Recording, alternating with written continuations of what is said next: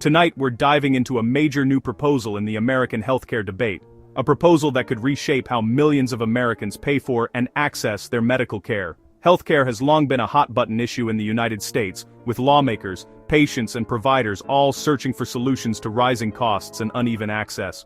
Now, a fresh idea is on the table, and it's already stirring up passionate discussion on both sides of the aisle. On November 12, 2025, Florida Senator Rick Scott introduced a plan to change the Affordable Care Act, not by repealing it, but by shifting how government subsidies work. Scott, a former healthcare executive himself, says the current system is too complex and doesn't always put patients first. His proposal aims to simplify the process and give Americans more direct control over their healthcare spending. Instead of sending federal money to insurance companies, Scott wants to give subsidies directly to you, the consumer. That means, rather than the government paying insurers on your behalf, you'd receive the funds yourself, allowing you to shop for the plan that best fits your needs, or even use the money for out-of-pocket medical expenses. Supporters of the plan argue that this approach would increase transparency and flexibility. By putting the money in your hands, they say, you'd have the freedom to choose coverage that matches your unique circumstances, whether you're a young adult just starting out, a parent with kids, or a retiree managing chronic conditions. This idea has sparked a fresh debate in Washington about how to make healthcare more affordable and accessible. Lawmakers are weighing the potential benefits of consumer choice against concerns about whether everyone would have the knowledge and resources to navigate a more hands-on system. The timing is crucial. Expanded COVID-era subsidies are set to expire soon, threatening higher premiums for millions. For many families, this could mean difficult choices about whether to keep their current coverage or look for cheaper, less comprehensive options. The expiration of these subsidies has put added pressure on Congress to act quickly. Some experts warn that if no solution is found, millions could see their healthcare costs spike overnight, potentially leading to a rise in the number of uninsured Americans. Democrats want to extend these payments, arguing that government support is essential to keeping coverage affordable for working families. But Scott's plan offers a different path, putting more power in your hands and trusting individuals to make the best choices for themselves and their families. At its core, Scott's proposal is about consumer empowerment, giving you control over your healthcare dollars. Imagine being able to compare plans, negotiate prices, or even save some of your subsidy for future medical needs. Proponents believe this could lead to smarter spending and better outcomes. He argues that direct payments to individuals would create more competition and drive down costs. If consumers can shop around, insurance companies and providers may be forced to offer better deals and higher quality service to attract your business. Critics, however, worry that this approach could leave some people behind, especially those who struggle to understand complex insurance options or who have serious health needs. They argue that without strong protections, vulnerable Americans could end up with inadequate coverage or face unexpected expenses. This sets up a political battle between those who favor the current system and those who want a more market-driven approach. The debate is fierce, with passionate arguments about fairness, efficiency, and the role of government in healthcare. As the year ends, the debate will intensify, with the healthcare of millions at stake.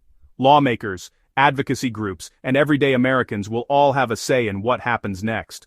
We'll be watching to see how this bold proposal moves forward, and what it could mean for the future of healthcare in America.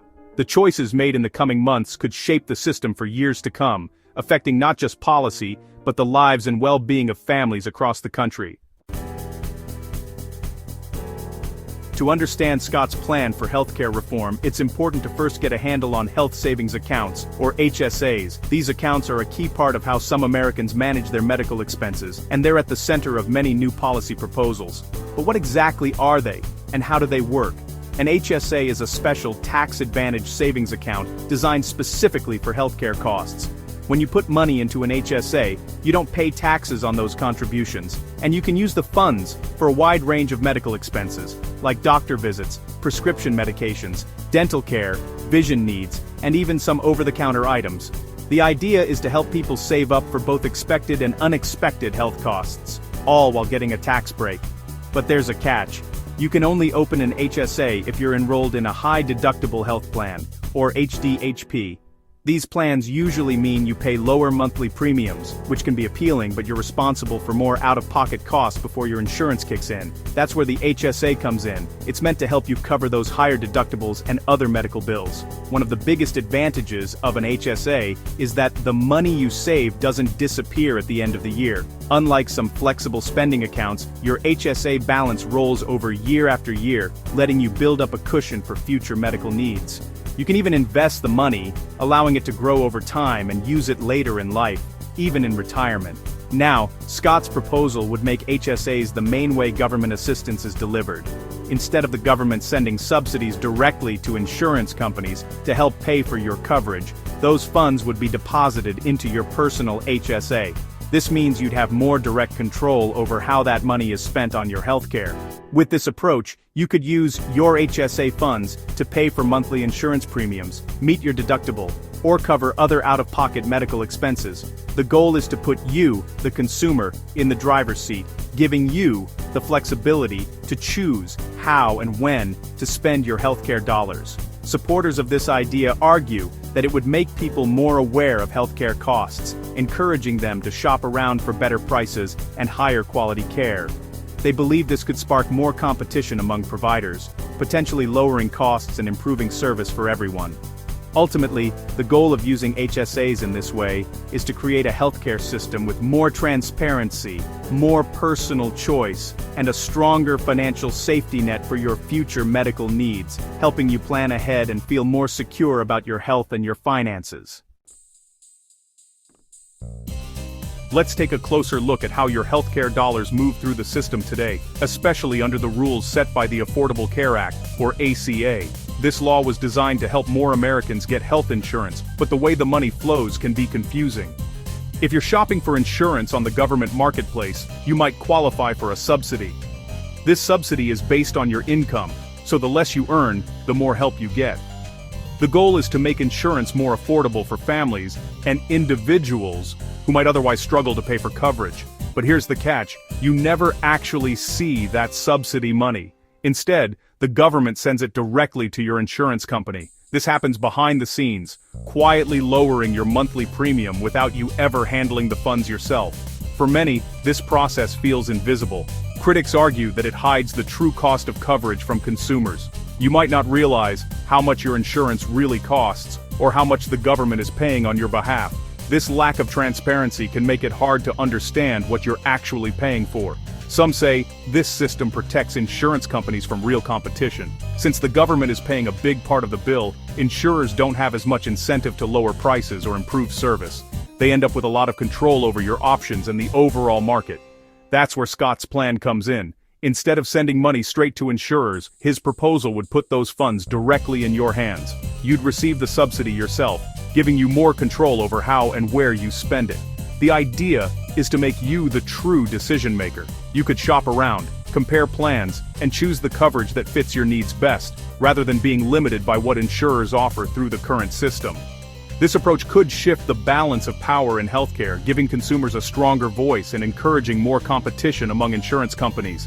It's about making the system work for you, not just for big insurers. In the end, Scott's plan is a direct challenge to the current structure, aiming to create a more transparent, competitive, and consumer-focused healthcare system. Democrats, led by Senator Schumer, see things differently. They argue the current system keeps premiums low and coverage stable for millions. The ACA's subsidies have reduced the uninsured rate and made comprehensive plans affordable. Democrats worry that switching to HSAs could leave people with less coverage or higher costs, especially if the subsidy isn't enough. They see Scott's plan as risky and untested, potentially undermining years of progress. For them, protecting the current system is about safeguarding families' health and financial security. The debate is about stability versus change. Republicans, including Scott, see the current system as wasteful and inefficient. They argue that sending billions to insurance companies props up a broken market and inflates costs. Expanded subsidies now go to higher-income families, which Republicans call unfair to middle-class taxpayers. Scott frames his plan as a way to target help to those who need it, not the wealthy. The goal: empower consumers, not corporations, and drive competition to lower prices. Republicans want a market-driven system where you control your healthcare dollars. They see Scott's proposal as a way to end corporate handouts and put patients first. It's a clear expression of their philosophy. Changing or extending healthcare subsidies is expensive. The Congressional Budget Office estimates making enhanced ACA subsidies permanent would cost $350 billion over 10 years. Democrats see this as a necessary investment in public health and stability. They argue the cost of inaction, worse health, more debt, would be higher. Republicans see $350 billion as unsustainable, warning it could mean higher taxes or cuts elsewhere. Scott's plan aims to spend smarter by giving money directly to individuals, hoping to lower costs through competition. The real debate: is it better to fund the current system, or try a new approach for better value? The answer will shape the future of American healthcare. Former President Trump has added his voice to the debate. Days before Scott's plan, Trump posted that government healthcare dollars should go directly to the people, not insurance companies. This endorsement signals strong Republican support for Scott's idea. Trump's backing gives the proposal national attention and energizes the party base. For years, Republicans struggled to unite on healthcare. Now, they have a concrete alternative to the ACA. The new focus: reform subsidies, not repeal the law entirely. Trump's support makes this a central issue for upcoming elections. The proposal is now part of a broader political movement. So, what's next for Scott's proposal? He's drafting a formal bill, but the details, like subsidy amounts and income limits, are still being worked out. The bill will face hearings, debates, and possible changes in Senate committees. Other Republicans may offer competing ideas, and Democrats are expected to oppose the plan. With a divided Congress, passing major healthcare reform will be tough. The looming deadline for expiring subsidies adds urgency. Some compromise may be needed. This debate isn't just theoretical, it will affect millions of Americans. The decisions made now will shape the future of healthcare. Ultimately, this debate is about your health, your finances, and your choices. If you buy insurance through the ACA, what Congress decides could change your monthly costs. Democrats want to keep premiums low with extended subsidies. Republicans want to give you more control through HSAs. The choice is between government-managed stability and consumer-driven change. Both sides have compelling arguments, and the outcome will affect real families. Pay attention to how these proposals could impact your situation. This isn't just politics, it's about your family's future. Understanding the options is the first step to making your voice heard.